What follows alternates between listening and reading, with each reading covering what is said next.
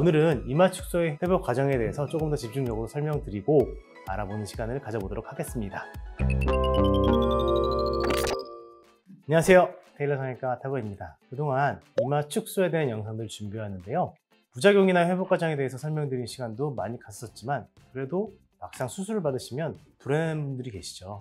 그런 불안감을 조금이라도 줄여드리기 위해서 오늘은 회복 과정에 대해서 조금 더 집중적으로 설명드리고, 또 다른 분들의 수술 후의 회복 과정 사진을 통해서 얼마나 더 회복이 될지 알아보는 시간을 가져보도록 하겠습니다. 테일러 탁!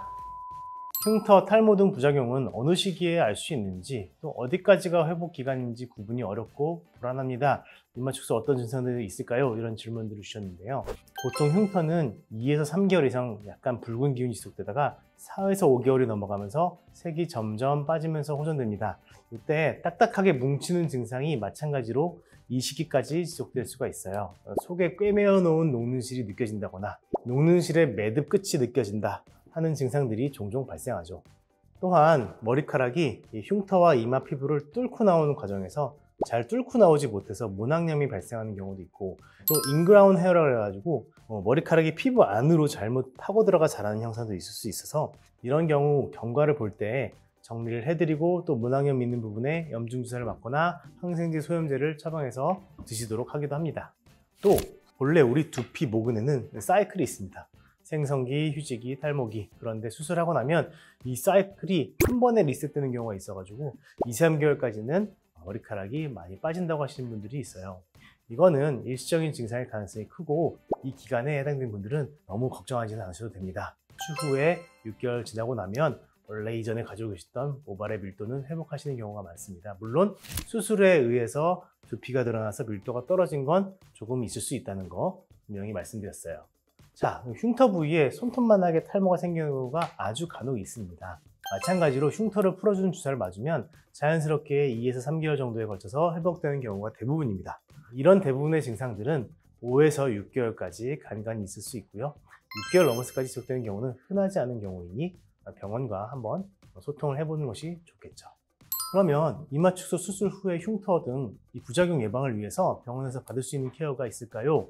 흉터 뭉침이 있다면 흉터 주사를 놓아서 콜라겐 뭉침이 조금 빨리 풀어지도록 유도를 해주고요. 실밥에 흉터 자국이 조금 있거나 약간의 흉터가 튀어나온 게 있다거나 이런 것은 프락셀 레이저로 회복을 유도합니다. 또 다른 부작용이죠. 손톱만한 탈모가 생긴 경우는 그 부위에 흉터 주사를 맞거나, 또 최근에는 이 보톡스를 주사하는 것이 탈모 회복에 도움되는 것으로 밝혀져 있어서 거기다가 보톡스를 같이 주사할 때도 있습니다. 이마 축소 수술 직후에 걱정됩니다. 레이저 치료를 받을 수 있나요? 혹은 받고 와도 되나요? 물어보시는 분인데요.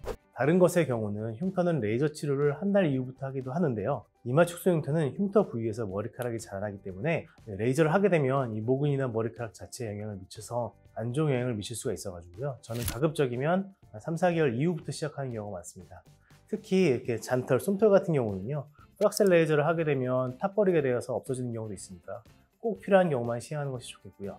병원에 내원해서 흉터의 상태를 보고 의료진과 상의해 보는 것을 추천을 드립니다.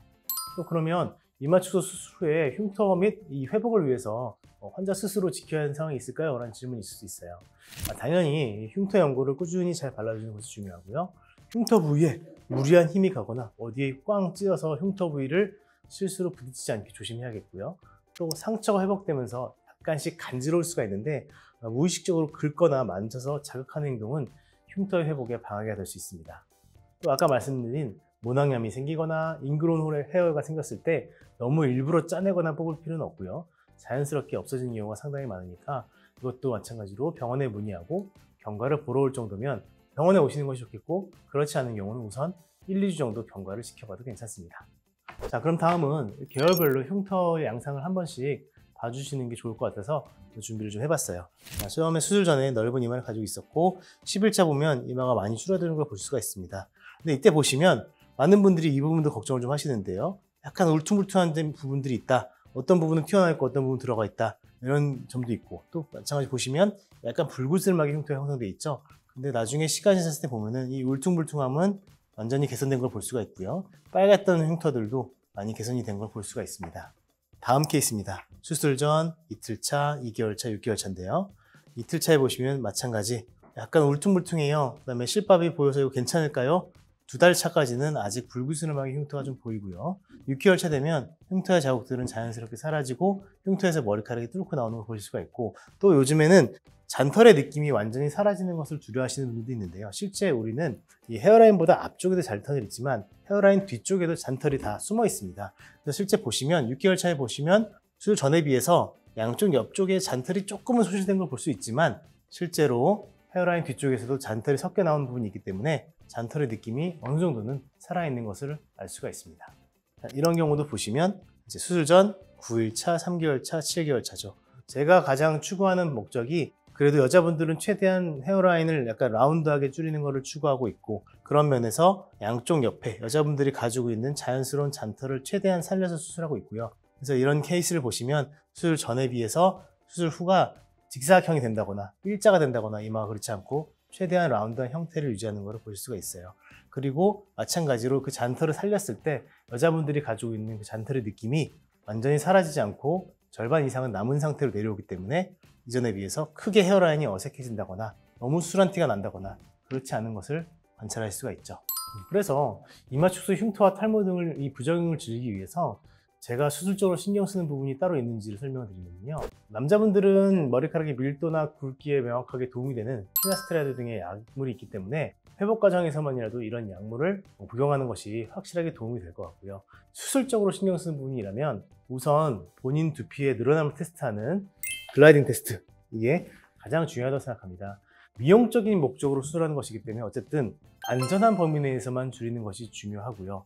그런 의미에서 이 수술 전에 글라이딩 테스트상 확인되는 범위 내에서만 줄이는 계획을 세우시는 것이 좋겠습니다. 너무 무리한 계획을 세우시면 흉터가 안 좋아집니다.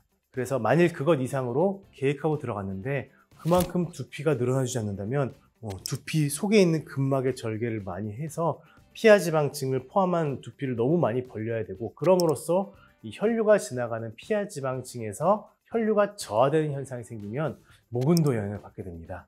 따라서 상담 때 이 글라이딩 테스트 하는 게 어떻게 보면 가장 중요하다고 봅니다. 또한 흉터 부위의 긴장도, 이 조직의 긴장도가 너무 세면 흉터 형성에도 안 좋은 영향을 미치고 근처의 혈류가 감소해서 탈모를 일으킬 수 있는 원인이 되기 때문에 저만의 특별한 골 터널링 방식인 2열 고정법, 2개의 열을 고정한다 해서 2열 고정법인데요. 원래 절개선보다 2, 3cm 안쪽의 두피를 한 번 더 단단히 고정해줘서 이 뒤쪽에서 조직의 긴장도를 많이 감소시켜주는 겁니다. 또 그렇게 되면 앞쪽의 절개선의 긴장도도 같이 많이 줄여주기 때문에 이런 방식을 쓰고 있어요. 또한 수술 직후에도 탈모가 생기거나 흉터 형성이 되지 않게 봉합하는 방법도 중요한데, 보시면 층 중에서 모근이 있는 층이 있는데 여기는 건드리지 않고 이 속에서 봉합하는 것이 어떻게 보면 또 신경을 많이 써야 되는 부분이라고 할 수 있겠죠. 테일러 탁! 자, 오늘은 이마 축소의 회복 과정에 대해서 설명드린 시간을 가져보았습니다. 수술 후에 불안해하셨던 분들은 오늘 이 시간으로 인해서 불안함이 좀 덜어졌으면 합니다.